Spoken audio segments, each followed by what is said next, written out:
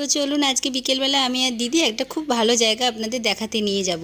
তো আজকে দিদি আর আমি বিকেলবেলায় এসেছি একটা জায়গায়, বাড়ি থেকে বেশি দূরে না যদিও।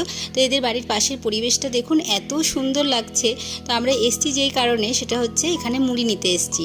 তো এই বাড়িতে যে মুড়ি বিক্রি করে সে বাড়িতে ছিল না বলে আমরা একটু দাঁড়িয়েই ছিলাম, আরও অনেকেই এসেছিলো মুড়ি নিতে। তো এই যে দেখুন এদের মুড়ি ভাজার যে জায়গাটা, কতগুলো বড় বড় উনান, এর ভেতরে এরা মুড়ি ভাজে।